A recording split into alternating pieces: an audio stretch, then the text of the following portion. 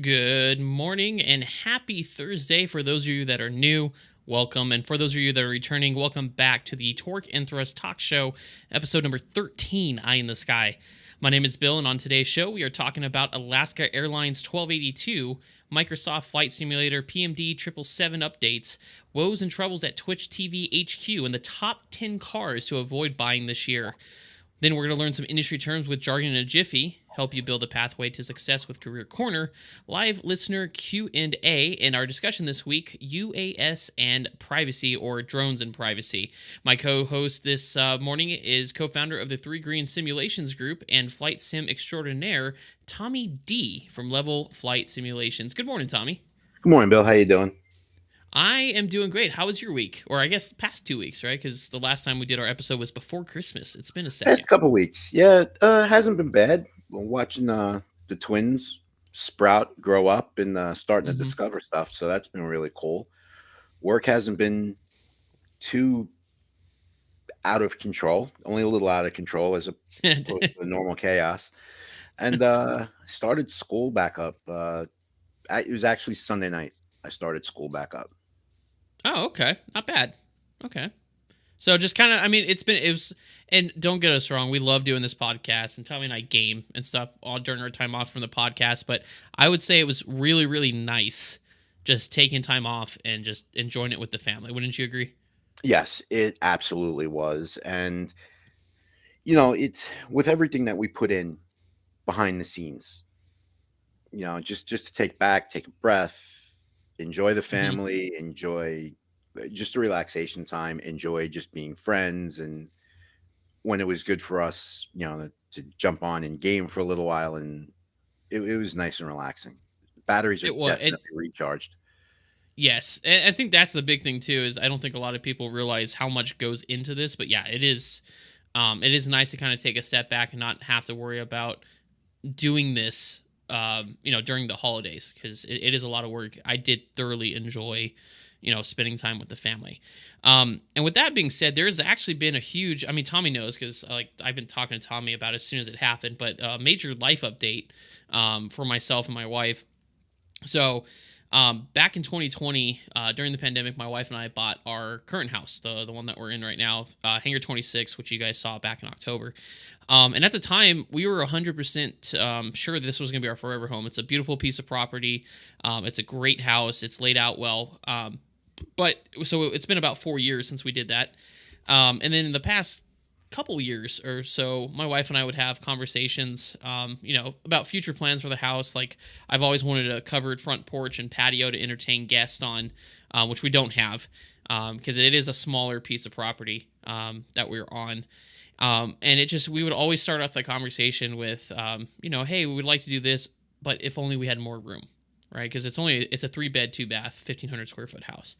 Um, and then I started looking around, and because ideally the wife and I would like to have like 2 kids in the future. We have 2 dogs, one who is a 110-pound German Shepherd Lab mix. And more, I was realizing that we were probably eventually going to move, even though our full intention was to stay here for the rest of our lives.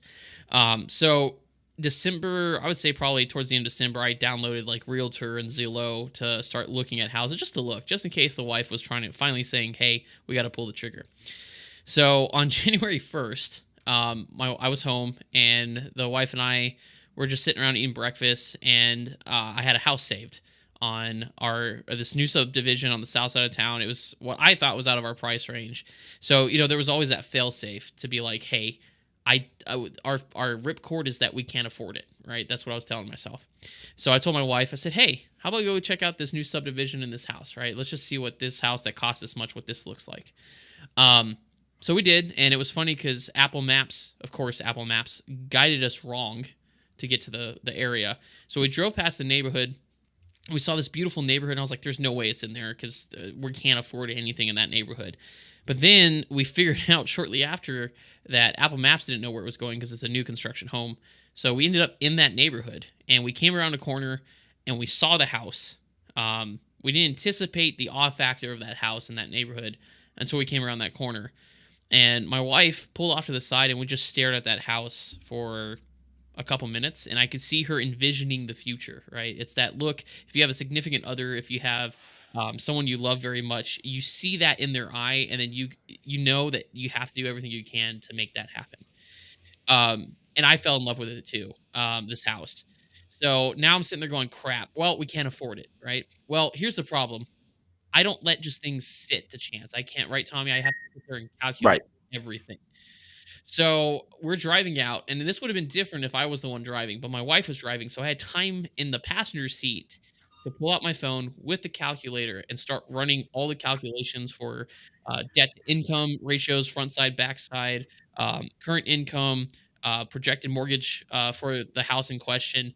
And I came to the realization that we could, in fact, afford the house. So that one excuse that I took in there into that neighborhood with me that we weren't going to be moving, that we couldn't afford the house, was no longer a valid excuse because we could. So I told him, and this was January 1st, right, of all days.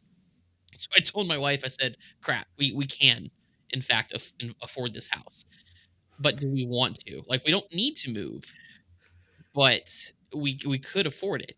And she was like, "Do you want me to get our realtor?" Because we're using the same exact real estate agent and loan officer team that we had for this house because they're phenomenal. In my opinion, best ones in the state.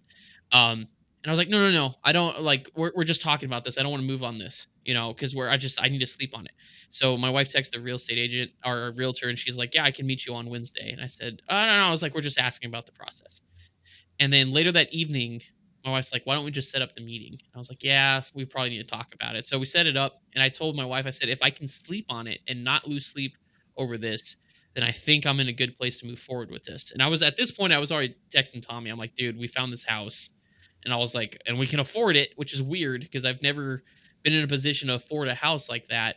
And also, I've never sold a house. Even my parents never sold a house, so they have limited wisdom on that as well. Um, so then we meet with that was January 1st. January 3rd in the evening, we met with our realtor at our current home. And I had an idea of what to list the house at, but we went over everything. She brought a numbers packet, like analysis of the market, which was great for me because I'm a numbers person. Um, and everything looked good. The only thing that scared me was once we go under contract with our current house, then we have to sell it. So there was a risk of us selling our house but not being able to put the one that we want under contract. It wasn't like we were looking for a house. There was a specific house that we wanted to get. And once again, poor Tommy was listening to me work through this while we were playing Call of Duty. So January 5th, so January 3rd we met, which was a Wednesday. January 5th was Friday morning. We had a photographer come. They didn't have to stage anything because we take care of our house. We keep it really clean and stuff, especially with the dogs. But they took pictures of the house, and later that evening, on Friday evening, it was live on January 5th. Within probably an hour of it going live, we already had two requests to come see the house, which was wild. The next day on January 6th. So my wife and I, got out of the house so they could show the house. And after the first, or I can't remember, it was the first or second showing, we already had an offer. So by the evening of January 6th, less than 24 hours later, we had a contract ready for us to sign an offer for our current house. And it was a great contract. It was a great offer. So we'd be stupid to turn it down. And then the next step was, okay, now the house that we want needs to still be available because I don't want us to commit to selling this house if we have nowhere to go. And it was. So we put in our offer, which is a new construction home, so there's not really much bargaining in there. But the big thing is we were asking if the builder could help us build a fence for our dogs when we get there, and it's part of an HOA, so they needed it needs to be spec for the neighborhood, and they did. As a builder worked with us, which was great. And then on Sunday, I was flying to training in Denver, waiting for the counter offer to come back to sign. And once I landed in Denver on January 7th, I had it in my email, and we signed everything and. The house was under contract. So January 5th, our house got listed. January 7th, or January 6th, it was sold. January 7th, our new house was under contract. Talk about a whirlwind freaking adventure. We're closing in about a month. And then 4 days after closing, we're going on our cruise vacation, our 8-day cruise. It's just a lot's happening. And like I said, thankfully Tommy's been a good friend and was listening to me the entire time because my head's been spinning this entire time. From Well, worrying about the house to running around because we didn't realize this because it's a kind of a spec home in a sense, but we caught it kind of in the middle of the build process. So the builder is allowing us to customize certain things that we weren't aware of. But like yesterday, the electrician was ready for to put in the light fixtures ahead of schedule. So I got a text yesterday from our realtor saying, "Hey, here's your budget. They're asking if you want to go pick out your lights." My wife is at work. I'm at home, so we had to coordinate me running to Lowe's, finding and taking pictures of lights and stuff, and sending them to my wife to get the thumbs up from my wife, and then send that to our realtor, then for the builder and electrician to put those in, which was interesting. And then today or yesterday, I asked, I said, is there anything else that we can plan for? And today at 3 p.m., I'm going to go look at backsplashes. And by look, I don't get to touch the inside. By look, I mean I'm going to take pictures for the actual hoss boss, my wife. And then she's going to decide which backsplash, but because she's working full time. So I mean, I'm running around like crazy. And then on top of that, we got movers. I got to worry about moving utilities. And it's all over the place with stuff. And we're packing right now. We went from not really planning on moving anywhere to within a week going, okay, we got to move on this house. We got to do this. We got to do this. And now we're in the process of packing up because we're moving in about 40 days or so. Huh. So that's my major life update. I'm super excited because it is a bigger home. It's a bigger piece of land. It's in a very nice neighborhood with a very nice school district. Our current school district is good too. There's nothing wrong with our current school district or our neighborhood. It's just it's the best one is in that where the house is in that school district. So that's something for our kids that we would want. And also the neighborhood's gonna have a pool, which is great because my wife's been trying to twist my arm to get a pool installed in the backyard, and I didn't want to do it because of the amount of the cost and also the maintenance of it.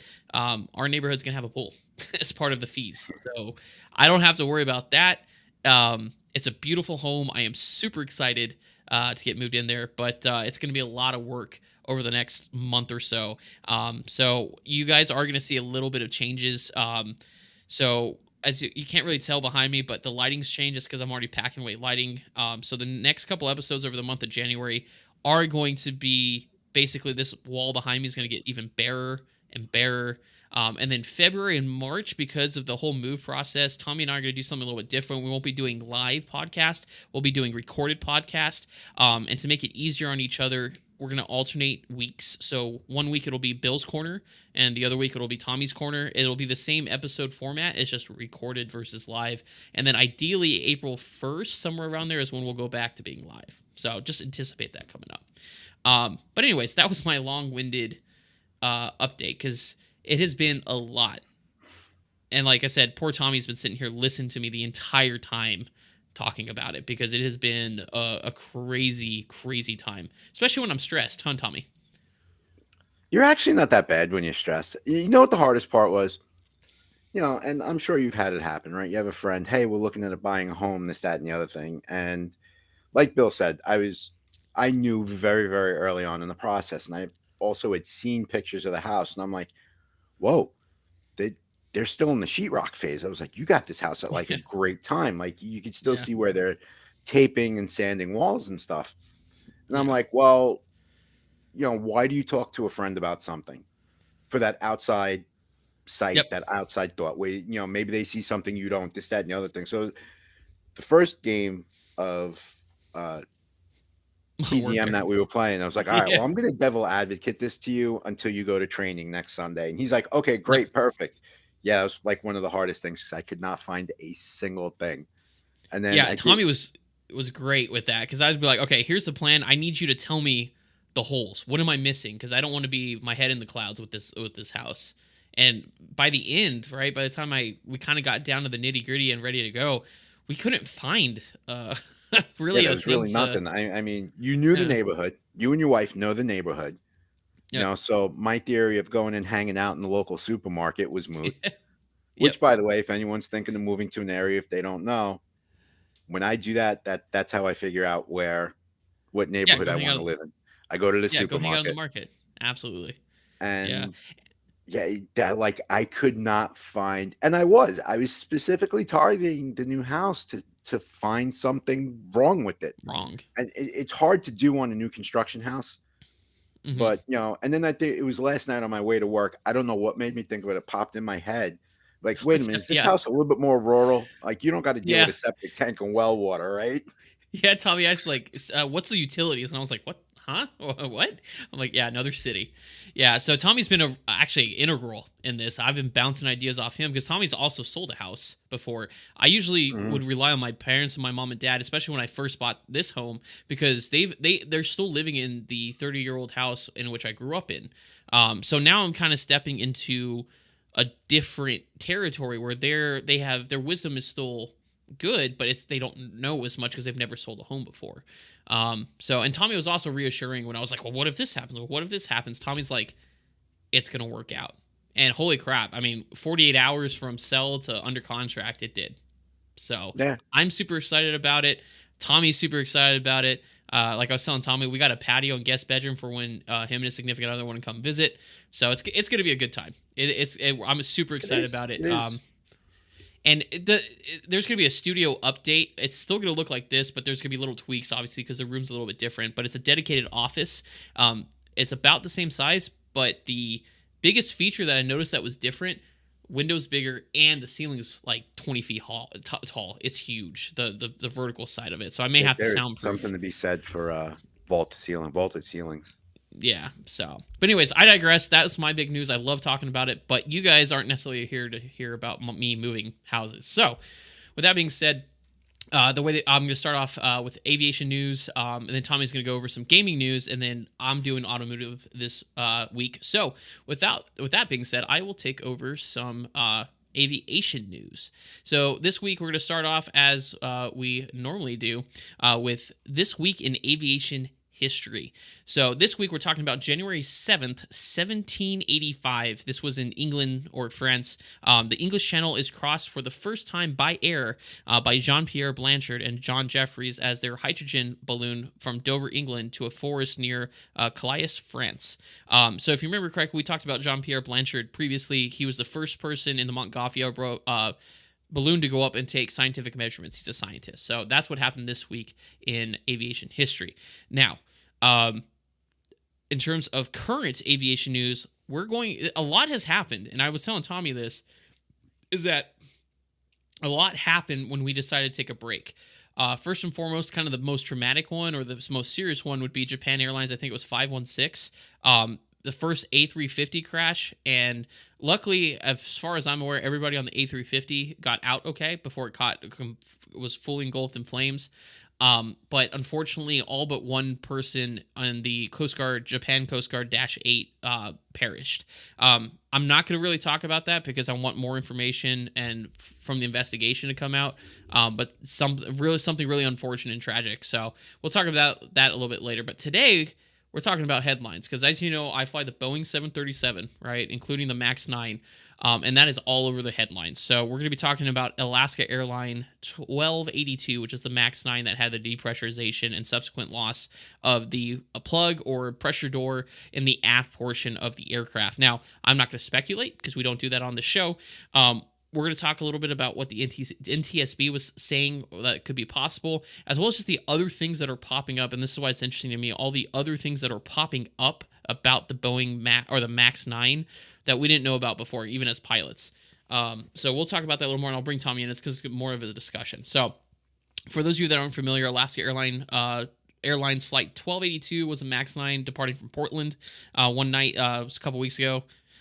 They took off and then shortly after had a depressurization event. And as all the videos on TikTok and social media, you can see at the back of the airplane on 900 ER and MAX 9 aircraft, you'll notice from the outside it looks like a door, but it actually isn't. And what happened is during the certification process, if certain airlines wanted to increase capacity, there had to be the additional door for people to exit. Like the MAX 10 will have an additional door towards the tail. It's just like the Airbus A321s have the rear exits as well. That's due to capacity. However, after purchasing the aircraft and stuff like that for certification, the airline said, we're not going to do more than this many, so we don't need that door. So they just sealed it as a plug door. So on the outside, it looks like a door, but on the inside, it's just a normal window panel. It's not a door. That blew out on the left side, causing a rapid depressurization event. They made it back to Portland. Nobody was hurt on the ground or in the air. But as you probably realize, it caused a huge reaction because it was also a Max 9. So, right now, as far as we know, I'm going to bring Tommy in on this because, like I said, it's going to be a group discussion on this. As far as we know, with the Alaska Airline Max 9 incident, um, we know United and a lot of, before the emergency airworthiness directive from the FAA grounded the Max 9 fleets. Alaska, American doesn't fly them. Southwest doesn't fly them. I don't even think Delta flies them. So it's mainly Alaska and United that grounded. And I want to say it's about 80 planes for United.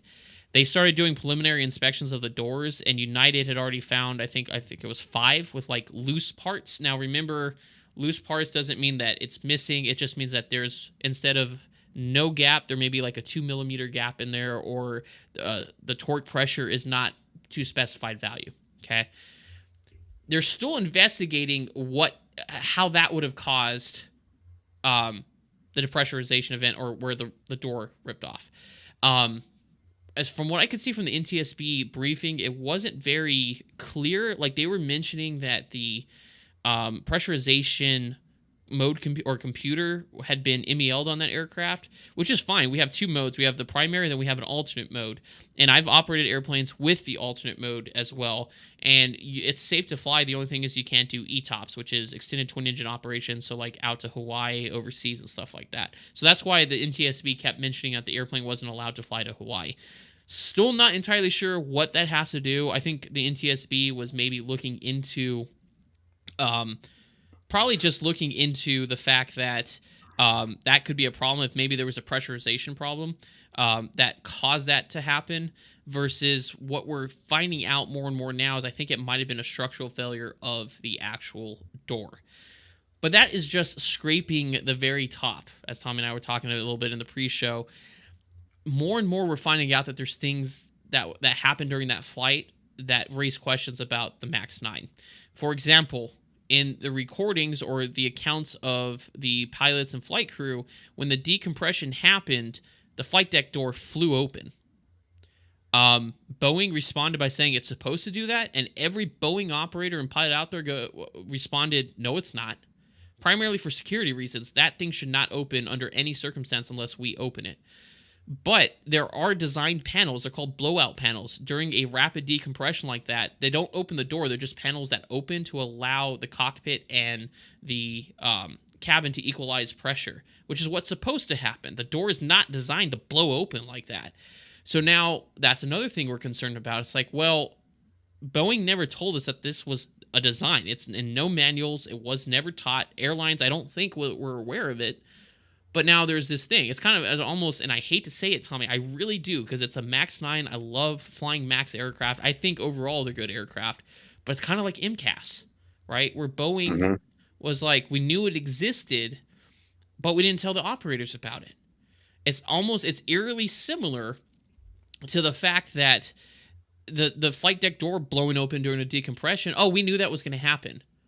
Why isn't it in the manuals? Why would you feel that's not a thing that you would tell the airlines? And I tell you why, is because we would say, no, that's not possible. Like, we can't have that for security reasons, because if that's true, anybody who's trying to take over the flight deck is just going to pop an exit door, or try to depressurize the cabin in order to run up into the cockpit if that blows the door open. And the airlines would have been like, that, no, absolutely not. There would have been certification issues. So I'm curious if Boeing knowingly put this out there, and they're like, the likelihood of this happening is like nil, so we're just not going to tell them about it. And I think that's the problem, especially if because it's NG's next gen aircraft, not a problem. But Maxes, man, because of their history and their accident history being new aircraft, it's causing a lot of suspicion. And I am kind of, as a Boeing pilot, I'm kind of too. It's like, what else haven't you told us about? Well, and that's funny because that's the first thing that came to mind. So don't get me wrong. Even though I'm not a professional pilot, I am and always have been a fan of Boeing. You know, Yeah. Boeing helped keep this country and our level of freedom Mm-hmm. from, you know, and you know how my mind works. So now is this the corporate shoot from the hip response? Like, oh, well, yeah, that was supposed to be on there and this, that, and the other thing. Really? So where's the Hmm. POH? Because wouldn't that be Yeah, listed in the POH? Because in the flight manual. Hmm. yeah, it's supposed to have everything that's in that aircraft, right down to like the safe tread depth of your tires. Correct. Yeah, and So, at the airline level, that gets disseminated through the maintenance manual and to the airline, and the airline then puts the relative information in the flight manual. Um, but my biggest concern, it's just eerily similar to the MCAS events. It's exactly the same thing where mhm, Boeing was like, they don't need to know about it, and then excluded it, and now it's a thing. So it's like a layer, like an onion, right? You just the door was the start, and because of the Max history, now everybody's digging into it. So we know that the United and the other airlines that are inspecting the Max 9s have found loose components on that door. Now, the next question is, why are those loose? Were they installed wrong? Is it a faulty part? And we saw this, and Boeing has had more airworthiness directives and bulletins put out on than any other aircraft I've ever flown. So a couple, like 4 or 5 months ago, I want to say there was a bulletin that they we not us, but I guess the newly manufactured aircraft in Renington, or is that the in Washington State, they had found that the third party that they had hired and contracted to create the bulkhead were drilling holes into the pressure bulkhead that weren't supposed to be there. So then that's Boeing a had to big go issue. run. Yep, had to go run and find all these airplanes with a faulty part. There was the same thing with the LEAP engines. I think it was the number 3 compression bearing. Um, it didn't affect us. I think it only affected 2 airplanes in the entire United States, but they found a fault with it. They found a Mhm. fault that they had to stop production with those certain engine serial numbers to ensure that they were safe. Just before this Max 9 incident, I was in Fort Myers, Florida on an overnight. And Boeing put out a bulletin. It wasn't an airworthiness directive, but put out a bulletin that a foreign air carrier, and after inspections at their factory in Washington State, they found some Max 9s were missing a nut. They had the bolt, but not the nut that secured it for a rudder assembly. They weren't more specific for that, but basically controlled. It's one of the connectors between the cables and the power control unit for hydraulics. So there was a recommended inspection, and luckily in Fort Myers overnight they did an inspection on our aircraft, and because I was flying a Max 9 the next morning, and they found that the thread was there. Um, it was indeed there and had enough thread, but it's just like over and over again these Max 9s were finding stuff after the fact, which is, to me, is kind of concerning. That's um very I, concerning. but I don't know what Very. it is. I mean, I know the pandemic really hurt a lot of companies, especially the aviation ones, because not a lot of airlines were able to take orders like they had planned. But I don't think that Boeing should ever cut corners or go cheaper to build an airplane, because obviously we're seeing the after effects of it. Mhm. You know what I mean? Or Um, d depending on what corners were cut, were these just rushed from engineering to the production line? or here's the thing, too. Since the Max incidents, the initial ones, the the Boeing has always been under scrutiny since then, right? So what Mhm. worries me even more is this is getting past extra scrutiny from the FAA. That terrifies the crap out of me, because it's like, what else is happening? Now, granted, I will stand by Boeing. I mean, I've only flown them for about 2 years at about 1,500 hours, but I grew up flying on them. The NGs are safe. They built a great airplane, but there's something about the Max that is riddled with problems. And I don't know. Excuse me. I think a large of it has to do with pandemic and cost cutting, to be completely honest. It absolutely does, because they said the post-pandemic era, the ripple effect Hmm. economically is going to be a minimum of a decade. Yeah. That's for those of you who didn't do the research, feel free to Google it. Like, economically, we're going to be a mess for a decade. So we're going Yep. on 7 years left on the proposed Yeah. outlook. And it Yeah. And wasn't just the airline industry; it was the medical industry. Like, all the major industry that the United States have all been economically affected by this. So, yeah, the federal we're government did open the Stafford Act, but the yep. Stafford Act didn't cover Boeing. for No. development, R&D, and all that stuff. My humble personal opinion is when that NTSB report comes out next year sometime, that's when I'll comment on it. Yeah, But I agree. Like we don't do speculation on the show. It's just we're just commenting on the trends that we have observed because as a 737 pilot, I'm privy to the pilot bulletins and stuff that come out about it. Um and then also, I mean, it's all news. Like the nut thing I was talking about, nut and bolt thing, that was news. That's how I heard mhm, about it. One of our Discord members messaged me and said, "Hey, have you heard about this?" And it was like 4 a.m. in the morning. I was like, "Well, give me a second. I just woke up from my flight." You know, um, so it's just one of those things. I think we're seeing a decrease in a production quality, and it needs to stop. And you know what? A lot of people say, "Oh, Airbus, Airbus isn't doing this." Airbus has had certification issues with their XLRs due to third-party components. That's uh, why right now my company doesn't have XLRs. It's because of that. So you can't argue. It's like who's deeper in the hole. You know what I mean? It's like you're both right, still in a hole, but I think Boeing is probably 7 feet down, and maybe Airbus is at like 3 feet down. You know, for now. Things for change. now, things do change. Leadership changes. It all depends on the economy. Right now, Airbus is being able to deliver like Neos and stuff like that, but there have been issues with the 321 XLRs. So you can't say it's just Boeing. It's aircraft manufacturing as a whole is kind of in an interesting because there's high demand, but they're also the airlines are probably because of the high demand are demanding a lower cost. So there's a higher or there's a smaller profit margin that the manufacturers are worrying about, which could lead to cost cutting measures, not cutting corners, but cost cutting measures. Looking at a bolt that both say or a tensile strength of let's say 50 pounds, and this one's 49 pounds, and engineer says that you only need 48 pounds to support whatever you're trying to build. So why don't we just go with the 49-pound one? It meets specifications and it's cheaper, Right. right? So Well, it's that sort of stuff. right. And then here's the So other thing too.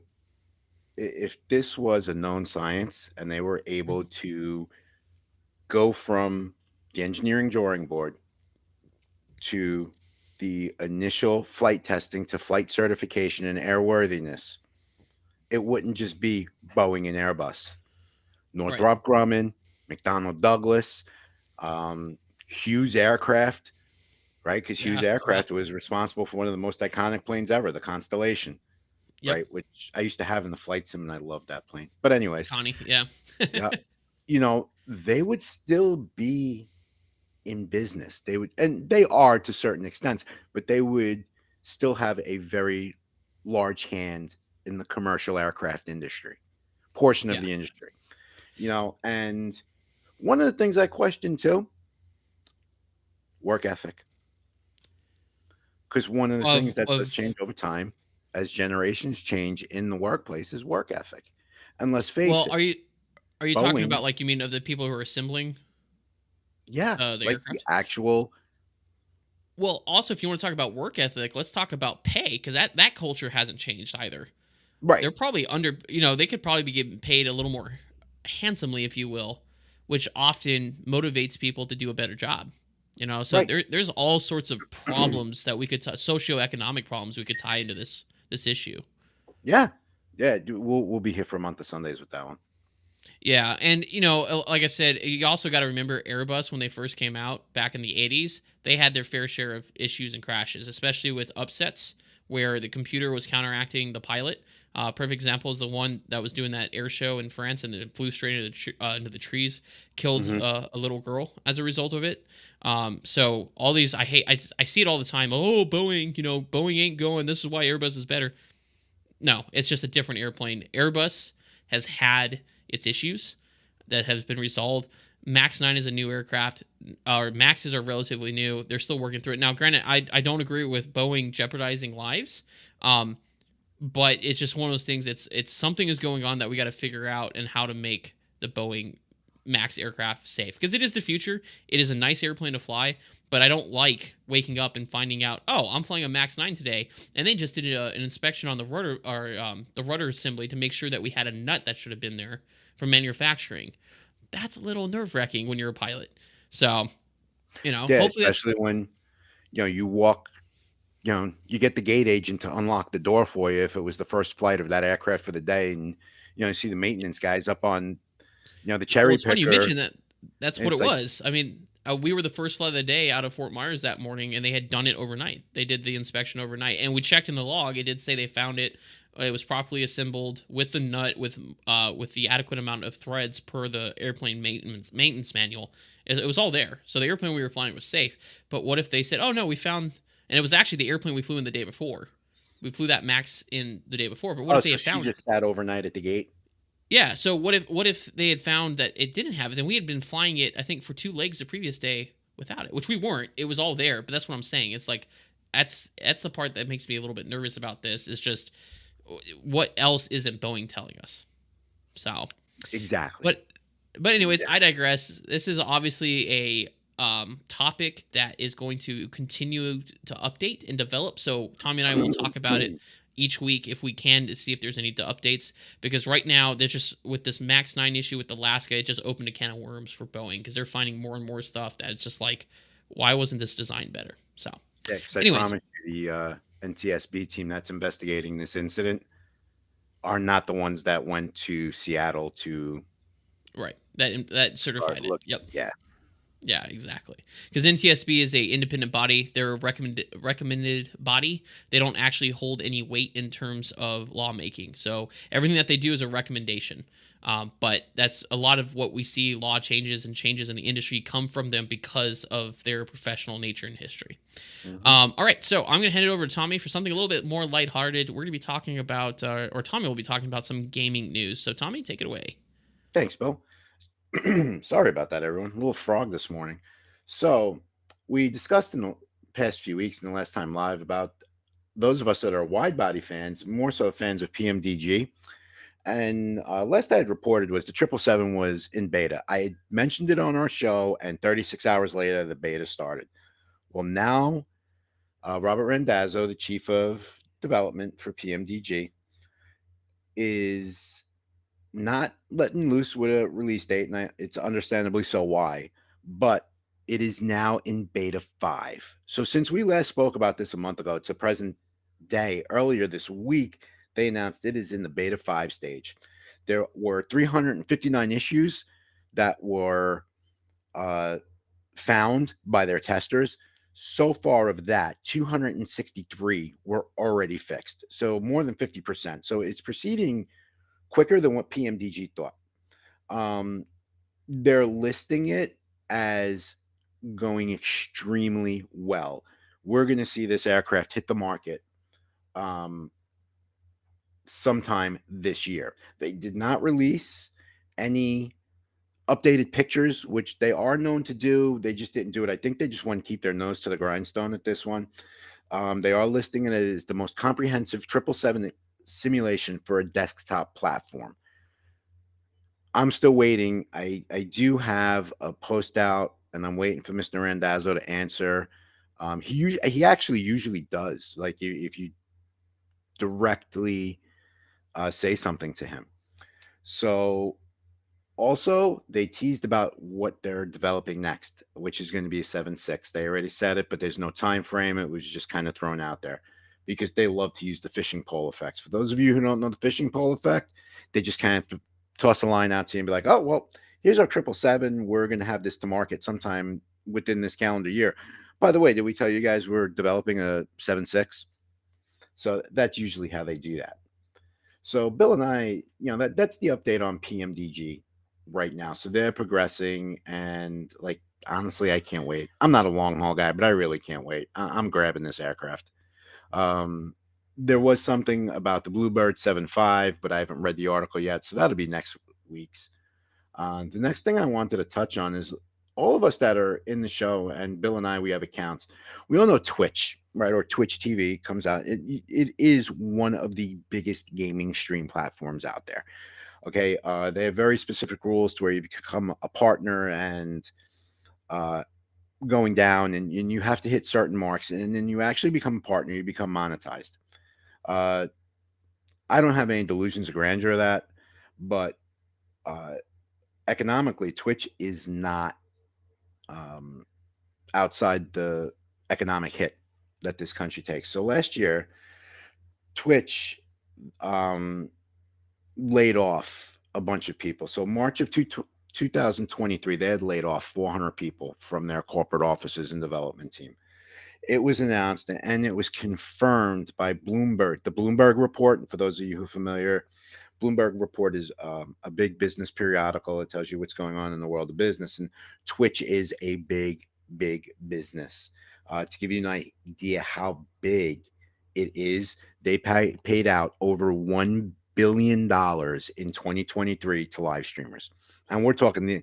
I'm sure a lot of these were like the much bigger names and this, that, and the other thing, but even down to someone who might make $50 a stream, still being paid out by Twitch through sponsorships. Mr. Clancy, who's the CEO, wrote in the message, unfortunately, despite efforts, it has become clear our organization is meaningfully too large. And uh, they were basically, he's reporting on their sustainability, that they were trying to adjust their budget and enter different programs and do things business wise and behind the scenes, like the dollars and cents wise, um, to restructure the company to not lay people off. That's what the article said. Um, but $1 billion to streamers, like where does it, if to keep it on small scale, if Twitch is paying Bill and I, 500 million each over the course of one calendar year, well, with your company's operating costs and everything else, you got to have a $10 billion a year income. That's just American business as it is. And I'm not going to dwell on that too much because I'm sure Bill is over there already running the numbers and seeing what's going on, because I know how Bill's brain works, which actually helps me a lot with some stuff. But that's where they're going to be. They didn't say when the layoffs were going to happen, but they're slated for 500. So that's going to be 500 people in the tech industry that are going to be looking for a job sometime this calendar year. Um, will it actually be 500? Mm, probably not. Some people are probably already, once news like this tends to happen, people pretty up their resumes and go elsewhere. And there are other platforms that people can go to. Um, with these layoffs that are going to happen, it's 25% of Twitch's uh, workforce. Um, the parent company, Amazon Gaming, already laid off 180 in November. But that's who Twitch's parent company is. And I didn't know that until the other night when I read this article. I was like, oh, really? But I mean, that's a big hit. That is a big hit to the gaming industry. Also trending. I am no expert. I know. No, Bill, go ahead, because this is the discussion part. Um, Twitch had, and you're still muted, bro. Yeah, I thought. Sorry, that was my bad. There you go. Got to do it at least once a show. But no, no, Bill, come back into screen. You being No, a that was an former, accidental click. I thought you were finishing, so no, I no, was no. trying to time that. Uh, with us both live on Twitch as talking about this, you know. Well, the thing is, I think the problem is I mean, with any company, is Twitch was the name brand when streaming came out, right? Hmm. The first streaming platform utilizing OBS. It's the first where the live streaming gaming culture really came to play, because it was Twitch first. YouTube kind of, not really, but there was no live stream. It was just recording on YouTube. Yeah, So and they were everybody slow. took, yeah, and everybody took. It's kind of like Modern Warfare, Warzone, excuse me. It comes after PlayerUnknown Battleground. That's where that came from. It was Hmm. PUBG. It was Fortnite, and I don't care what you tell me. Modern Warfare, Warzone players are just glorified adult Fortnite players. That's what it is. It's exactly what it is. PUBG as well. So It's all the same thing, it's all the just same a thing. It's the different look. same. Exactly. So I think what we're seeing here is Twitch is there with other startups or like streaming platforms like YouTube, and Kick especially. I think they're seeing the competition, and that is having their clientele just leave. And I think that's where we're seeing a lot of the financial problems as well. It very well could be too, because the the big streamers, the ones that stream where they have, a production studio behind them that Yeah. they handpicked, um, where they actually do go to work. They play a video game all day. They might play Fortnite or PUBG, Modern Warfare 3.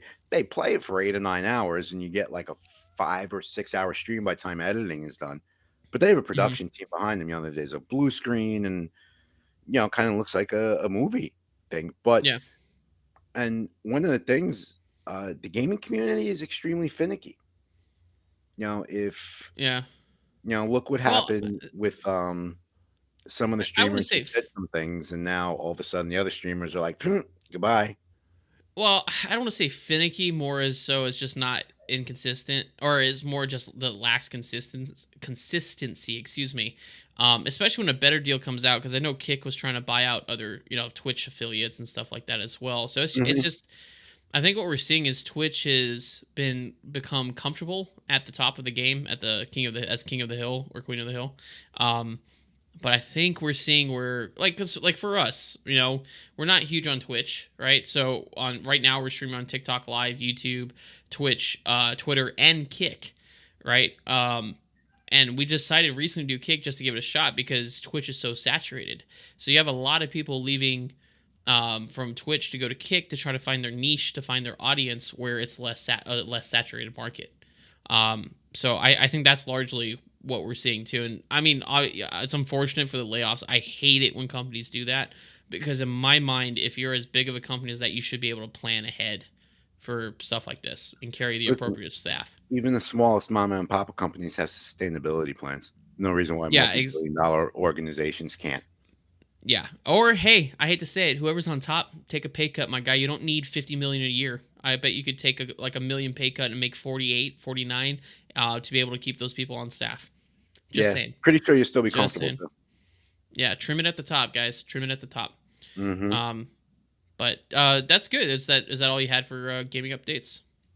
It is. Believe it or not, I'll actually have a lot more gaming update next week because a lot of the major updates are naturally going to come tomorrow, a day after our show.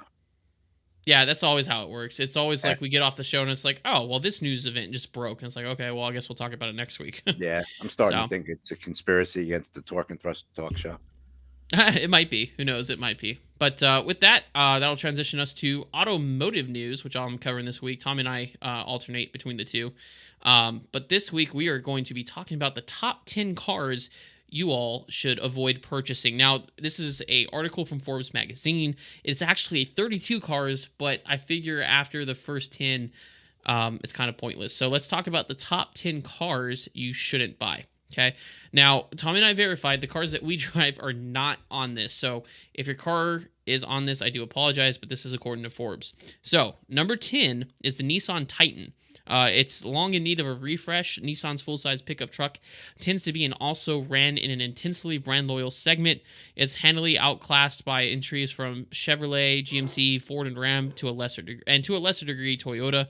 The Titan is rated both below average in residual value from ALG and in performance from JD Power. It's also noted that being among customer reports its worst value. So you pay a lot of money and don't get a lot. So number 10 is the Nissan Titan. Now, number 9 is the Scion IQ. I personally never have driven a Scion, but the eccentric IQ is a micro-sized two-door hatchback with oddly aligned seating that's said to accommodate 3 adults and 1 small child. I missed that part when I was reading through this article earlier. Though it's best driven solo, if at all. It gets below average ratings across the board for residual value from ALG and initial quality, performance, and reliability from JD Power. It's also among Consumers Reports' lowest rated cars. To quote Consumer Reports, the rear seat is awful, the cabin is loud, and acceleration is molasses like. That's okay. So number 9, that sounds like it should be number 1. So number 8 is the Smart for 2. Easy parking is arguably this 2 passengers microcar's only virtue. It gets decent fuel economy, but any savings at the pump are negated by the car's need for premium grade fuel. Oh Lord. While the 4.2 is reasonably comfortable, it's rated below average for depreciation. It's also among Consumer Reports' lowest scoring new cars. CR slams the unfortunate 4.2 on the basis of its tiny 2-passenger passenger cabin, and I quote, a herky jerky transmission and an underpowered engine, going so far as to call the smart car a dumb choice. Number seven, which I don't think I would ever own this car, is a Maserati Ghibli. This is largely a case where one can do a lot better for the money, though the mid-size Ghibli comes wrapped in seductive Italian styling and carries a high degree of brand exclusivity. It's a mediocre performer. Consumer Reports rank it 17th out of a field of 17 mid-size luxury cars, so literally last out of out of luxury cars, citing its overly firm ride, sloppy handling, and lack of rear seat room. Consumer Report also gives it poor marks for projected reliability. Yeah, that's not good. Expensive car with poor ride, a non-luxurious drive, and poor reliability. Yeah, let's not buy that. Number six. 100% agree with this. I'm going to piss so many people off with this, but it's on the list, folks. The Jeep Wrangler. JK. The only people who think driving Jeep Wranglers are a good idea are people who drive Jeep Wranglers. This is essentially the previous generation of Jeep's iconic Wrangler, which remains on sale for 2018 alongside with the newly redesigned Wrangler JL. The JK, joking, remains second to none with regards to its off-road abilities, but it's cramped, noisy, unrefined, and brutal over the bumps as a daily driver. The new Vision is by all accounts more sophisticated. The JK, meanwhile, gets the rock bottom score of 26 out of 100 from Consumer Reports, and further receiving poor reliability grades from both Consumer Reports and JD Power Associates. Completely agree with this. I've had friends that owned Wranglers, and they're just money pits for maintenance. There's always something wrong with them. But yet there's the Jeep Wrangler Colt and the Jeep Colt with their little salutes or whatever they do over the steering wheel. I have my steering wheel over here. That keep buying them. So I don't understand. I've never wanted to own a Jeep Wrangler. Never will. So number one is Ford Taurus. I'm actually surprised. I thought Tauruses were good cars. One of a handful of full-size non-luxury cars on the market. The Taurus is the oldest of the bunch, having been redesigned back in 2010. It performs well enough, though backseat room could be more generous, and it is much better value as a gently used model. Both Consumer Reports and JD Power give it poor marks for reliability. Number four is the Fiat 500X. The subcompact Fiat is another model that looks good both on paper and in person, but falters where the proverbial rubber meets the road. With a Consumer Report score of 35 out of 100, it only does nominally better than the 500L, and like that model, is rated way below average for the projected durability. Number three is another Fiat, which is the Fiat 500. The stylish subcompact Q convertible is Consumer Reports' highest rated Fiat, but that means it still scores a below average of 45 out of 100. It's entertaining to drive, but is smaller inside and rides rougher than many motorists would tolerate. It also rated poorly for reliability and suffers among the industry's worst resale values. Interesting. Number two, Dodge Grand Caravan. Now, this is surprising because I grew up, my dad drove a Dodge Grand Caravan. And granted, it was an older model, I would say early 2000s, and it was awesome. That car put up with a lot. The last of the original minivans, the Grand Caravan, was supposed to have been discontinued with the introduction of the Chrysler Pacifica last year, but it remains as the brand's best-selling model. It lingered for too long in its present form, however, and lacks the latest safety features. Both Consumer Reports and JD Power give it low marks for reliability. A used version is probably a better deal, so buying it new is a waste of money. And coming at number one, I'm actually surprised about this, is the Acura ILX. I've never driven an Acura. I know they're nicer cars, but Acura's compact sedan gets lost in a fading market segment as U.S. drivers trade in their passenger cars for crossover SUVs. It's nice enough, but isn't particularly fun to drive and isn't a whole lot more posh than top versions of many non-luxury branded small cars. It gets a below average overall rating for Consumer Reports and is cited for poor reliability in both Consumer Reports and JD Power surveys. That's pretty interesting. There's some cars on there. I just figured, like the Ford Taurus, I thought that was a good car. But tell me, what do you look for in a car? Like when you're purchasing a car, what to you is a good value car? So even though my children are, my youngest is going to be 22 in March. The one Hmm. thing I always look for is stability and safety of the vehicle. That is first. Yeah, Second is my comfort when I'm driving. yeah, And makes sense. third is my engine and drivetrain. and my Yeah, warranties. I would say I primarily look at cars' safety rating. Then I look at their reliability. So basically reviews to see if they fall apart after a year. Mhm. Which includes the warranty. You know, the longer the warranty, the more I can have the manufacturer on the hook for stuff, the better. In case something does go sideways with it. And then I look at all the comfort stuff. I know that's kind of backwards, but my primary concerns are the mechanical. I let the wife worry about, the inside and how it looks and how it feels and rides. For me, as long as it's safe and reliable, that's all I want. Well, and Um, that's just it, yeah, the well, and that's where reliability.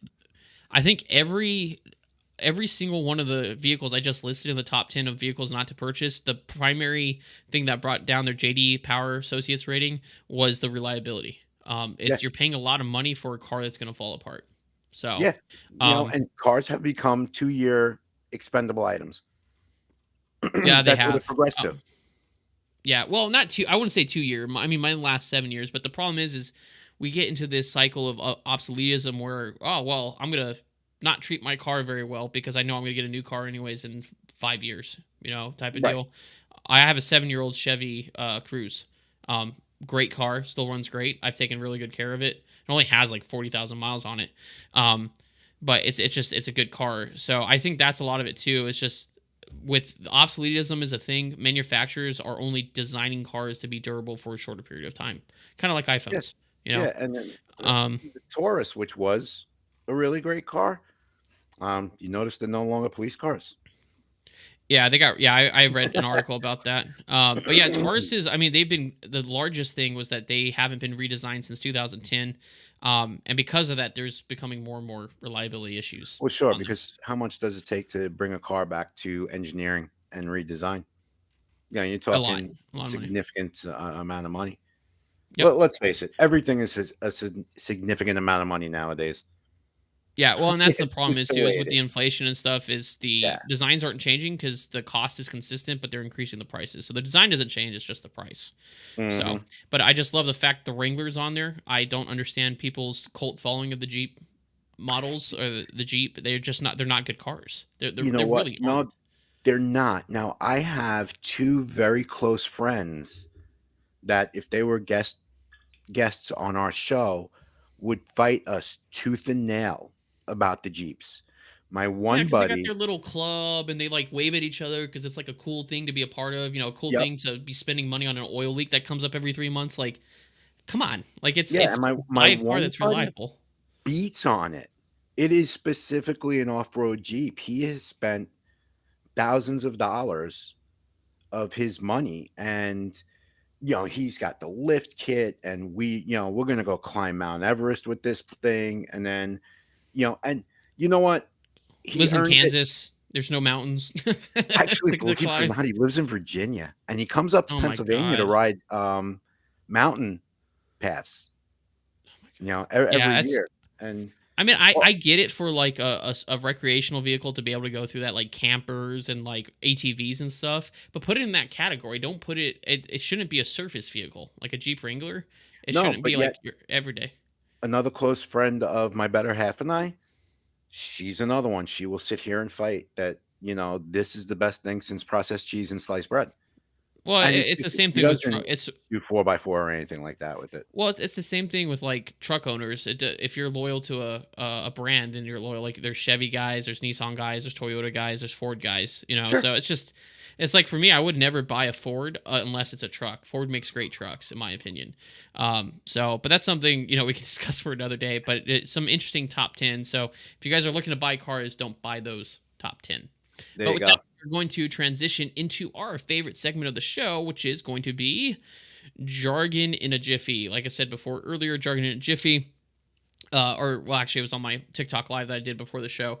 Jargon in a jiffy is basically we're going to talk about terms in our respective industries, and then going to explain what those terms are. But the game part is we're gonna say the word or term, say it in a sentence, and the other host has to guess what that term means. So, with that being said, Tommy, did you want to go first, or do you want me to go first? No, go ahead and go first because I don't even know what your word is this week. Okay, so my word this week comes obviously from the airline industry. It's the word is clacker. The sentence is in moderate turbulence, we have to be cognizant of our airspeed, otherwise we might get the clacker. Hmm.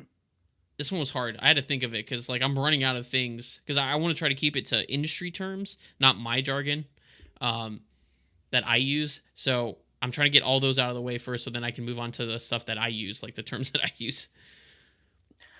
Yeah, believe me, I'm crossing that bridge slowly but surely myself. Uh, is it some sort of hmm, is it an audible noise that It the is. aircraft will make when under a turbulent? It doesn't make noise in turbulence. Can you repeat the sentence one more time there, Alex? Yeah. So the sentence is, um, sorry, my wife was just calling me on my phone. Bad timing, sweetheart. Um, I'm trying to remember the sentence now. The sentence was, we have to be cognizant of our airspeed during moderate turbulence, otherwise we might get the clacker or the clacker might go off. Overspeed warning? Yep, Is it an that's overspeed? exactly what it is. Yep, it's a clacker because it's it's the most annoying Yeah. thing. I test it every time I go into the cockpit. Usually, while the captain's trying to have a conversation on the phone with somebody, is usually when I do all my tests. Not on purpose. That's just generally when The way it it rolls. happens. Yeah. It always happens. It's like, all right, here comes the test, and I hit the button, and then like the gate agent comes up to talk to the captain about something or the purser. And ironically, they do the same thing. They do the lights test right as I'm about to execute something or I need something to be done, and it's just all lights. So it kind of goes both ways. But anyway, so that was my word. Tommy, what's your word for this week? My word is actually an abbreviation this week. It is not an EMS specific term. It actually comes from emergency services, specifically law enforcement. Law enforcement. So, law enforcement. Law enforcement. Um, Say it yep. with me. Law. There's no R. Maybe in the school you went to in El Paso. Well, the English language hasn't changed, at least that I'm aware of. I don't know. Listen, I I suck at speak the English. perfect Queen's English, There we Queens, go. New York. So the scene got a little out of hand, so I had to sneak away and call for an RMP. My word is RMP. um. Oh, I should know this because we talked about radio cars. Um. Yeah, it's shoot. Is the R radio in it? Yeah, actually, the R is for Okay. radio. Radio motor patrol? Yeah, that's it. Yep. That Is that a is it. bike? It's Is that actually what the it is? police car. Oh, The an the police RMP. car in New York City Oh. is referred to as an RMP. Okay, so it's the same thing as a radio car. It's just a different Yeah, they just put the radio word car is old motor in there. school. Motor in Yeah, there. Gotcha. yep. And this term is actually very historic. Back before mobile radios were a thing, and the police had to stop every few blocks and use that old uh, one-way telephone to their dispatchers to get their calls and to check in. It was Hmm. roving motor patrol, and this is when they first started using cars for patrol. Then, as Oh, okay. technology came, it became radio motor patrol back in the 50s. Got And, it. Okay. New York City, 1,000 years of tradition unimpeded by progress. Yeah. You know, Well, and that's where I remember hearing from is the show Blue Bloods with Tom Selleck. They talk about yes, RMPs. they That's where use, I heard it. and let me tell you something that was on my mind when I was coming up with this term because I didn't know if you watched Blue Bloods or not because they do Oh, use a lot of the jargon from NYPD. yep. I love Blue Bloods. Tom Selleck is awesome. Also, Third Watch. That's an older show that used to be on A&E that I has could to do not with watch it. NYPD. I could not watch Third Watch. It used to Oh, drive me up really? the wall. I used to Oh, really? blast them on the internet all the time. Oh, I'm like, I love I'm Third like, Watch. who wrote this episode? Have them call me. But that was good, Tommy. Awesome. Yeah, it Um, was a good that was a good jargon in the Jiffy this time. that was really good. So Clacker and RMP. Up next, we're going to talk about Career Corner, which is where Tommy and I talk about the stepping stones to basically get into our career. So as an airline pilot, as a medical professional, or a safety specialist, which is what Tommy's currently doing. So I'm going to have Tommy start off. He's going to be talking about week 10. So we've been talking 10 weeks of training for EMT, how to become an EMT, and then I'm going to talk a little bit about a little bit of airline training. So, Tommy, go ahead. Thank you, Bill. So this week, as we're entering week 10, we already started on the signs and symptoms of medical emergencies, the overview of medical emergencies, and the different systems of the body. So this week, we kind of change it up a little bit and we go into pediatrics. So, no pun intended. This is actually not a going to be a long segment. It's kind of short. Get it? Pediatric short.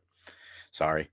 Um, one thing, even though babies are a very small percentage of your uh, call volume, sometimes babies do have the potential to be some of the sickest patients that you're ever going to encounter in your life.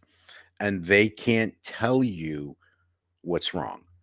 You actually have to be a medical detective and figure it out. And we're going to give you the overview. And this is one of the few modules in the class where we're going to give you what you need for testing and pathophysiology and critical thinking. But we're also, this is the one portion of the class that we're going to interject a lot of our career experiences into the lecture because it is very, very hard. I could stand there in front of a PowerPoint and lecture about pediatrics. And one of the biggest classes that I ever lectured was 62 people. And they all had the same look on their face, and it was a look of fear. Listen, there were pediatrics 28, 29 years into my career that still scared me beyond belief. And the more comfortable you are in your knowledge, the better you will be at pediatric calls because they will show signs and symptoms, not necessarily the same as an adult, but you just know what to look out for.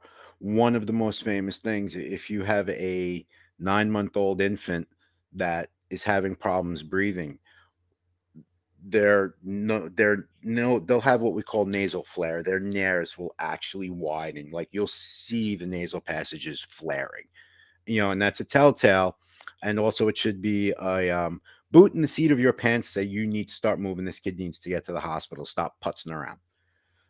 We're going to overview pediatric systems, which, oddly enough, are exactly the same as adult. They're just a lot smaller, but everybody's human. Everybody's got the same parts inside. And we're going to go through that. We're going to run through lots and lots of scenarios with pediatrics. There's another AHA program we're going to bring in. It's called Pairs, and it gives you a whole bunch of information. It's a great, great course. This is one of the courses that when I was instructing it, I was absolutely thrilled to have the certification through American Heart to instruct this class. But, and getting you comfortable with pediatrics is extremely hard. Um, like I said, they have the ability to be some of the sickest patients you're ever going to come across. And one of the things that they always are going to need, the sicker children, which is even a smaller percentage, is rapid intervention and rapid transport. And we will browbeat you. I mean, there is not an instructor that I know that has not browbeat a class on moving with a purpose when it comes to very sick pediatric patients, especially now. Everybody sees it on the news. People see it on TikTok Live. Please pray for so and so. They were diagnosed with RSV and they're fighting for their life and this and that. And, this is why we're out there. This is why EMS crews are the front line of doing this. So, why we hit the training so hard, why we train and go to class our entire career. What we're doing here with Career Corner is I'm bringing you through what it's like to go to EMT school. This is just a foundation that is going to support a career worth of learning. And there's always, always, always something to learn, especially when it comes to pediatrics, because with the advent of medical technology and research is being done every year, there's a whole new bunch of stuff to learn. But that's where we're at in week 10. We're going to round it off with a fairly large exam on pediatrics. And the reason why we do that is, if need be, we will put aside another week and go back over the topics to where we see that where the trending is, where people might be lacking. So if pediatric respiratory illness was something that people didn't do well on in this exam, I promise you, next Monday when we come to class, that's what we're starting off with. We're going to go through it redundant and ad nauseum. We want to make sure that when you graduate and you get your numbers and your certification, that your first pediatric call, you know what you're doing. Now, mind you, as a side note, before I wrap up this week's overview, generally when you're a brand new EMT, you're going to be with a seasoned vet. You're going to be with someone that's got at least 3-4 years out on the road. When you get that very first sick kid, you're going to freeze. I did. You know, People that I've trained did. My better half did when she was an EMT on the road. It's normal. Work through it. That's why you're with the senior partner. Okay. Your senior partner will recognize what's going on. Don't sweat it. They got you. All right. And then they're going to talk to you after the call. I promise you, we do. We have a we're kind of like our own self support thing. And we'll talk through it. We'll see what your barrier was and we will get you through it. So, don't go running off and quitting courses or not look into it because of what I said. Some of it is scary, yes, but it's also honest. But also, you got to remember when you come into the EMS system, you now just came into a support system that you can't rival. The only people that might be more supportive in your life is your immediate family. But we very much do take care of our own as well as taking care of everyone else. Our first rule, right? Learned back in the first week, always take care of number one. I'm number one. We take care of each other. So with that, Bill, we're pretty much wrapping up on week 10.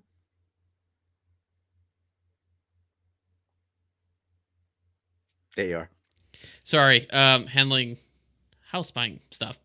um, that's good. Yeah, I was watching and then I was like, okay, is Tommy wrapping it up? Is Tommy wrapping it up? Okay. And then you're like, here we are. I'm like, oh God, okay, I'm coming back. All right. Well, with that being said, thank you, Tommy, for the update for the pediatric care, which is obviously very important for when you're an EMT. I am going to be transitioning us over. Well, not transitioning. We're going to be talking about airline pilot training now a little bit. There we go. And we're going to be talking about the next phase of training. So if you're curious about how to be an airline pilot and all the different steps, and also I'm breaking down airline training so you know what to expect once you go to your first airline training, whether it's a regional, major, or ultra low cost carrier. Definitely go back a couple episodes. Each episode is a different step. So this step that we're talking about this time is called maneuvers phase or maneuvers validation. Basically, this is where you're going to learn all your abnormal maneuvers. So V1 cuts, which is single engine flying, you learn how to fly the airplane single engine, how to get it around the pattern, how to hand fly and approach. You learn how to do a single miss. You learn how to run emergency procedures and checklist as well. So you just learn, it's basically everything's on fire, including yourself. The bike's on fire, the tires are on fire, the airplane's on fire, and you're learning how to handle these emergencies as a crew with one another because you're usually paired up with somebody. So like I said, the main primary focus is flying the airplane single engine, learning how to do that in the simulator. And this is the first phase, at least at my company, where you're in the full motion simulator. So it's very important. It's kind of stressful, but you're learning all about all the stuff that you wouldn't normally see out on the line. In fact, I just came back from my recurrent training, which is continuing qualifications. Which is recurrent, and I did my maneuvers validation, which is all that stuff. It's a day of training doing all the stuff that emergency wise that I normally don't get to see on the line, including single engine operations. This year we are out of San Francisco, so there's a special procedure to avoid hitting mountains that we have to do if we go single engine. But then the second day was an evaluation. So we got evaluated on our abilities to be able to operate during single engine emergency operations as well. And we do other stuff like rejected takeoff. We do the single engine stuff. We do Cat 3 training. So there's just a variety of things that we do during the maneuvers phase. And like I said, just like my recurrent, once you're at the end of that phase, there's another test called the maneuvers validation, which is an evaluation of all the skills that you learned during that short training phase. And then next week, we're going to be talking about the final phase before you get your first type rating, which is the LOFT phase, the line-oriented flight training. But I'll save that for next week. But that should transition us smoothly here. We're going to be going to the next segment, which is the viewer Q&A. Just as a reminder, we do have a free Discord you can join with us as well. And in terms of the chat, let's see if we got anybody asking questions. I know I definitely have some on TikTok live here. Let's see. Riley says, "How did the door lock blow?" It wasn't the door lock. Basically, the question is, how did the door lock blow on the Alaska Max 9? Was it pressure? It wasn't a door lock. It was the door. Something happened with the pressurization that caused the door to blow open. Cameron is asking, is the bulkhead between the cockpit and passenger cabin pressure tight? No. So when you're in an airplane, the entire cabin that you're sitting in, including the flight deck, is of the same pressure vessel. There's a few compartments, depending on the airplane, that are unpressurized, but there's a bulkhead at the back that's called the pressure bulkhead that has the negative and positive relief valves that helps modulate to help control the pressurization of the cabin. But basically, everything that's in the cabin, including the flight deck, is of the same pressure vessel. So there's not a airtight seal between the flight deck and the actual cabin itself. Carlos is saying, I'm getting my flight training started in September. It's going to be hard, but I know I can get it done. Yep, you just got to be dedicated. That's all you got to do, Carlos. Tommy, what about you? Do you have anything on your side? You're muted, bro. How the tables have turned, Right? No, Franco. First of all, good morning, Franco. Thanks for hanging out for the entire show. The Wrangler is trash, but the Cherokee V6 is really good. I agree with that one. I've Oh, driven that Cherokee. okay. Also, after I finished my shtick on pediatrics, Franco had experienced a medical emergency with his daughter when she was a year and a half, and he's like, 4 minutes later, the EMTs were walking in my door, and I haven't slept right since it happened. I'm like, yeah, Franco, if you ever see an ambulance that's going mock Jesus, chances are they're going to a peds call, because even the most burnt out EMS workers will step up the game when it comes to kids. It's just the way it is, because they're kids. They're innocent. They didn't ask to be this sick. Yeah. So, you got to do what you got to do to take care of the little ones. Yeah. Any other questions or comments on Nah, I'm your? clear. Well, All right. Cool. our usual chatbot offering to produce our Oh my show, God. Yeah. On Twitch. that one. Yeah. The Yeah. sales bot. Okay, cool. And that will segue us into our last segment of the episode, which is going to be our discussion topic. Today, we are talking about unmanned aerial systems or drones and privacy. Tommy and I kind of touched on this last week, didn't we? Or last episode, Yes. because we're talking about unmanned aerial systems and how they are used in law enforcement, right? And it Yes. brought up the discussion about privacy. That's how we got on the topic. And I personally am a Part 107 certified drone operator. I have my drone up in the closet. And I don't do any operations. I don't take pictures or anything like that, but I am an amateur short film maker. My wife and I sometimes do projects and stuff, and it's nice to have that because you get cool cinematic crane shots and like helicopter shots that you normally wouldn't be able to do without spending thousands of dollars. But on the last episode, I did talk about an experience that I had that kind of ruined it. I haven't flown my drone in my neighborhood since, which won't be a problem anymore because I'm moving houses.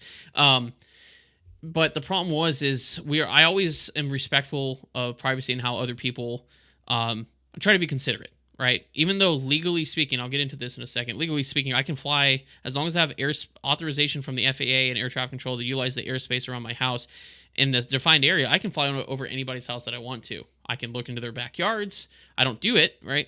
But you can videotape because that's and we'll go into the case law here, but because that's considered public space or public use airspace, it's like if someone took a picture from the airplane when they're flying to Chicago and they happen to capture your backyard, or like Google Maps or Apple Maps have satellite imagery, you can't sue them for that imagery, right? As for privacy. Now, inside your home, that's another story. If someone's flying a drone up to your window and using it to peer into your house through the window, that's different. That's harassment. There's a reasonable expectation of privacy in the home, right?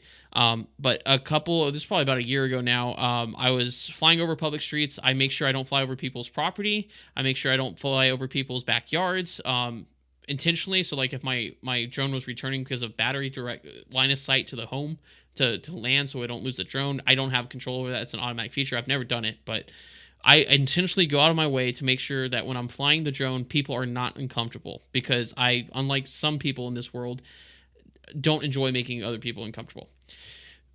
So I was filming this little short film scene with my wife. She was in a car. I wasn't over the car because I don't have the waiver. had airspace authorization, the whole 9 yards, because obviously I'm a pilot, so I don't want to screw any of this up. And then somebody from two houses down in my neighborhood came up and started giving us a hard time for filming with the drone. She's like, I don't want you filming my backyard. I don't care what you think, lady. I really don't want to see what's in your backyard. For me, that's my first thing is you're that arrogant to think that I want to see what's in your backyard. I should have been like, so what do you have back there? Jimmy Hoffa's body? You know what I mean? Like, why are you so paranoid? You got an illegal grow operation back there? Um, but anyways, I dealt with it. I showed her what we were doing, reassured her that we're not doing anything. But that's my point. Is a lot of people think they're entitled to protect the airspace above their house, which they're not.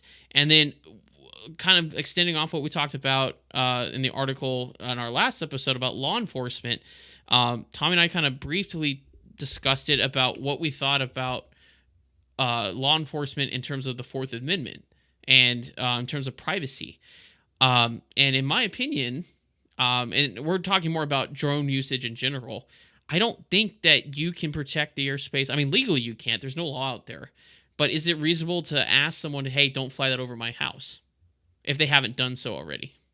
What do you think, Tommy? I think it is reasonable. I mean, there are some people that to keep the playing field even, let's just say you have very nice neighbors. Yeah. And there's no, we'll just kind of just a generality.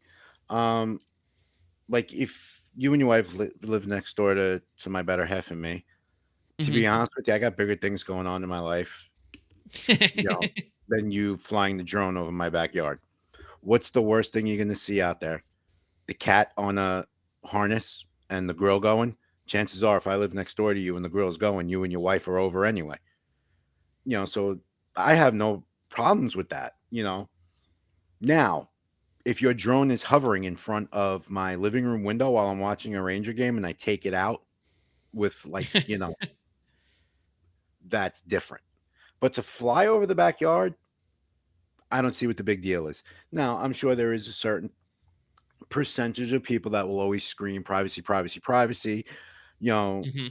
like they might be out there sunbathing or Yeah. whatever it is. I understand that. I get that. But I hate to tell you this. If you live near an airport, specifically, let's talk about my local airport because you have the knowledge of how low you come over that city. Now, you're busy doing other things when you're landing 2-2 at my local. But the people in the back, you're looking at people swimming as you're coming over that last stretch. Yeah. It's Yeah. all houses there. It is literally the same exact thing. It 100% is the same exact thing. And it's one of those things I want people to understand that if you see a drone, right, and you are uncomfortable, right, you just have concerns, it is okay to approach the operator and say, hey, how's it going? I'm so and so. I live just down the street. I do have concerns about you flying your drone over my house. I would kindly like to ask you to not do that. But understand this, that's asking. There is no legal obligation for that drone operator to do it. There really isn't. The only rules, at least in my state, is you can't fly it over an open air assembly of more than 20 people or within 400 feet of a mental health facility.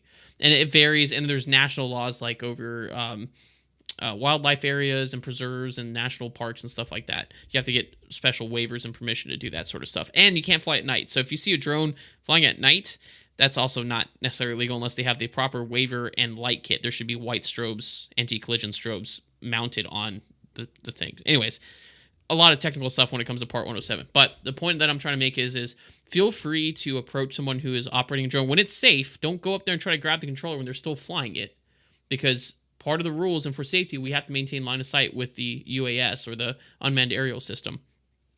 But you can make the request, but just understand it's a request. There's no legal recourse. Now, if someone is like, you open your window and there's a drone right there filming straight into your house, and they're doing it for longer than a second, not like it's just like falling out of the sky because it lost battery, call the police. That's the best way to handle that, is call the police, because that is an invasion of privacy. That could be considered harassment. But just it flying over your house, flying near your house, even just flying up at 400 feet and filming your backyard, it's not illegal. I really hate to break it to people, but that's not illegal. Um, It's just there's no recourse to it. Now there is, and I don't have the article right in front of me, but there is talk about being able to designate a certain amount of the airspace above your house to being a no-fly zone for drones, and this is more because of the increase of and the likelihood that we're going to have drones delivering stuff, right? Because Amazon does that, Walmart is starting to do it as well. So I think that's where that comes in, where it's like I don't want commercial drones flying over. But other than that, like just Joe Schmo with their DJI drone can fly over your house, no problem. Like there is no legal recourse to that. And the case that I looked up, it was the but talking a little more about the law enforcement side, because a lot of people would argue that um, using surveillance to survey somebody in their backyard without a warrant is illegal. And there's a Supreme Court case, California v. Cirallo. I think I said that right. Basically, there was an LAPD helicopter without a warrant. That observed Cialo, which is the person in question, having, I believe it was an illegal growing operation in his backyard. And they were able to utilize that to get a warrant to actually search the house and arrest the person. They argued that was a violation of privacy because it was a fenced in backyard where you couldn't see the illegal grow operation from street level.